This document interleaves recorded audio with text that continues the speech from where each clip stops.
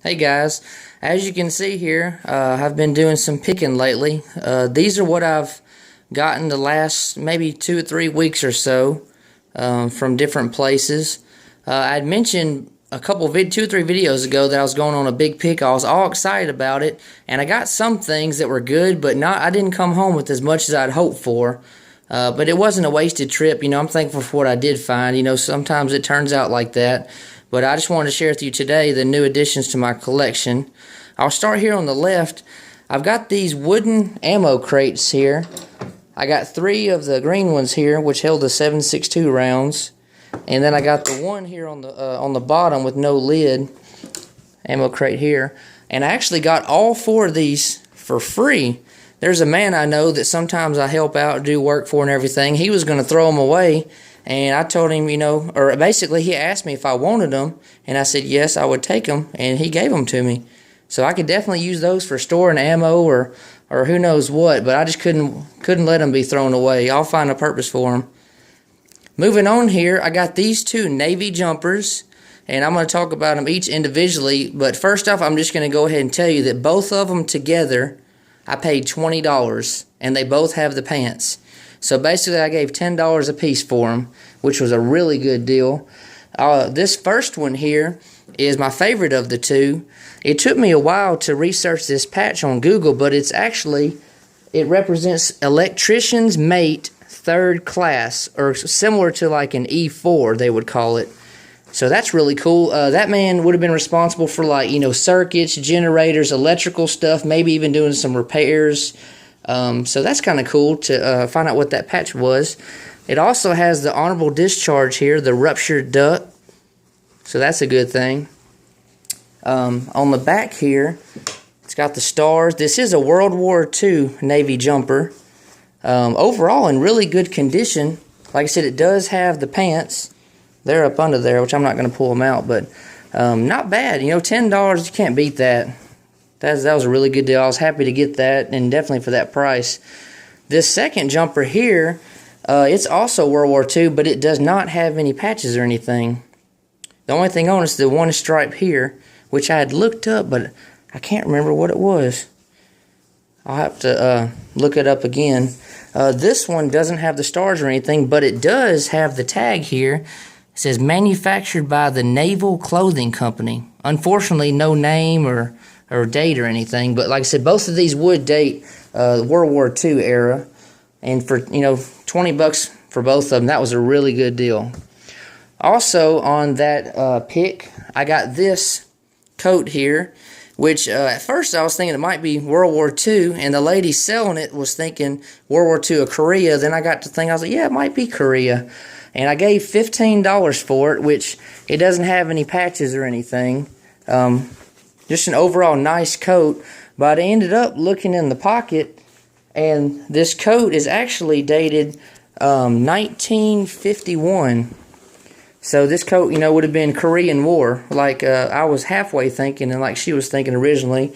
For this trench coat here, this overcoat, I gave $15, which I believe was a pretty good deal. I'll find a purpose for it. I don't wear this stuff that I buy. I'm not into reenacting or anything, but I just think some of this old stuff like this is just cool and just nice to have. Maybe one day I'll get some mannequins and display some of these uniforms and stuff I have. But I think a pretty good deal for $15. Moving on here, I've got this Crusher cap with this Garrison cap. I actually got both of these yesterday at a yard sale, which I very rarely find much old military stuff at yard sales. But when I do, I usually buy what I find. I got, like I said, the cap here, which originally I was thinking would be World War II. I don't know much about these things, but the interior here, see the band's about gone and everything.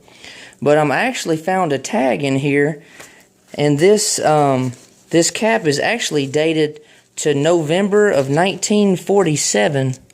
It's November 17th, 1947. So this cap would have been, after World War II and before Korea. It's got the badge there on the top, which is really neat. But not bad on that, the condition-wise. And then, like I said, I also got the man's Garrison cap.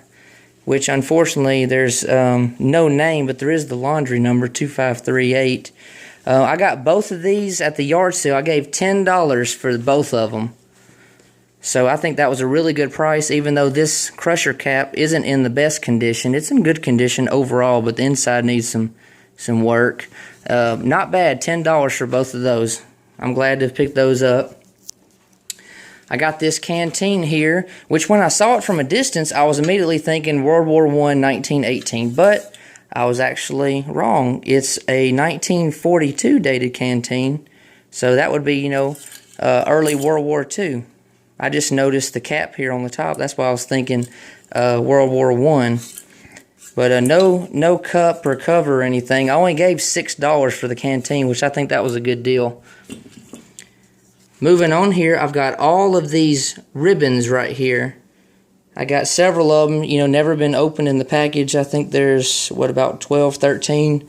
My dad picked up those and this ribbon bar here, which I would believe this would be a Vietnam soldier's ribbon bar here with all his ribbons, because there's the Vietnam veteran there. He's got the Army Good Conduct and some other ones.